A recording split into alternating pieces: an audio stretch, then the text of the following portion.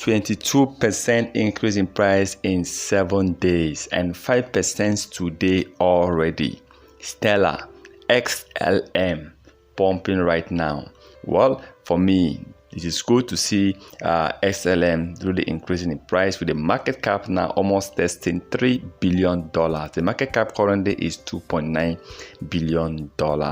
And with a circulating supply of 26.6 billion coins of XLM, well, I think they don't have up to when you compare it to other crypto coins, and I'm happy to see that. And the price is now trading at 11 cents, and I believe very soon, of course, Stellar will be hitting towards $1. 1000% increase is possible if Stellar continues with it.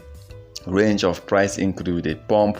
I think the developers are really working on something bigger, and I believe this coin soon will be hitting towards $1. If BTC hits back at its all-time, then Stellar XLM might be hitting back at also its all-time recently, and I believe a price increase of towards $1 is possible for Stellar XLM.